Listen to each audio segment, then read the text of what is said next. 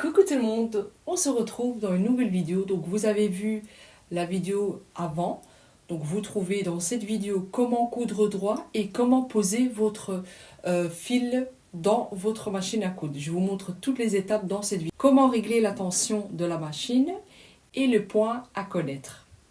Donc on va parler tout d'abord de notre explication des tensions, comme on a dit. Donc je vous conseille de tout bien noter, comme ça quand vous savez plus, vous pouvez toujours retourner. Donc très important que je vous dis, plus que les chiffres est haut, plus que les tensions est fort et plus que les bas, le fil se lâche. Ça c'est très important, il faut vraiment noter ça.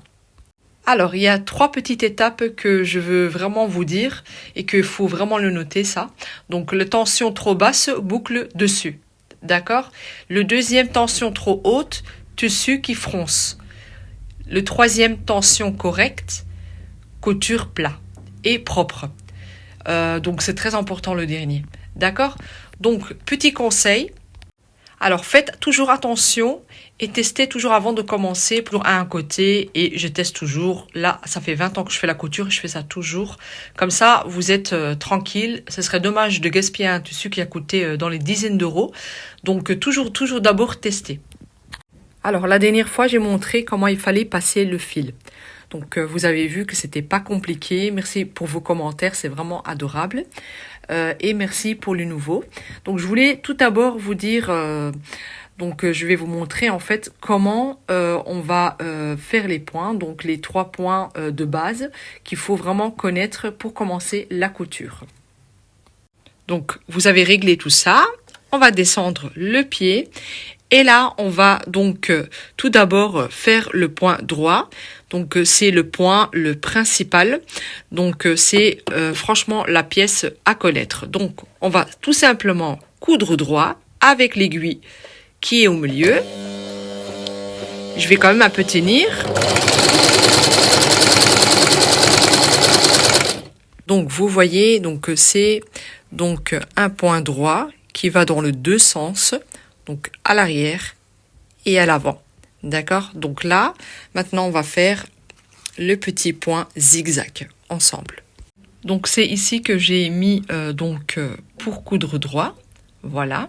Là, je vais mettre le zigzag. Voilà. Donc ça, le petit zigzag ici. Donc le zigzag, il est parfait pour surfiler le bord ou bien vous pouvez aussi coudre sur le tissu. Ça fait parfois un bon effet.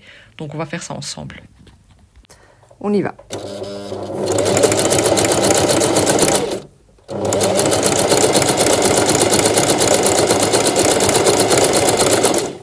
On enlève. Je vous montre ça tout de suite. Notre point zigzag. C'est vraiment bien pour le bord. Ça fait beaucoup plus propre. Et après, vous avez à l'arrière pareil. Voilà. Donc là, on va faire le point arrière. On va faire ça ensemble.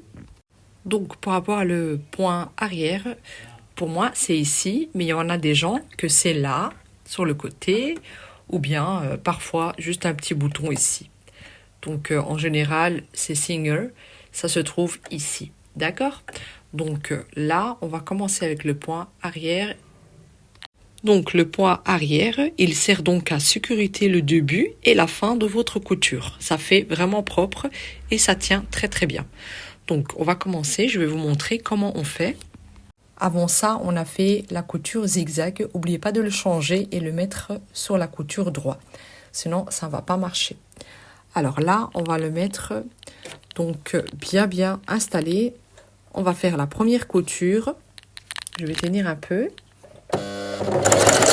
Et là, je vais appuyer ici. Bon, avec une main, je vais vous montrer. On appuie ici. Et on peut revenir en avant.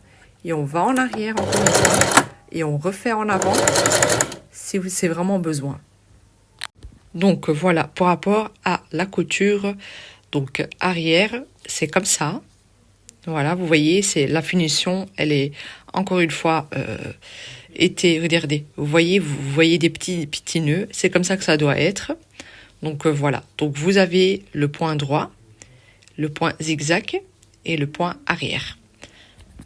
Bravo à vous, vous avez su faire ces 3 petits points Et en fait, je voulais vous dire avec ces 3 étapes des petits points, comme on a dit, droit, zigzag, arrière, vous pouvez déjà faire des belles petites projets.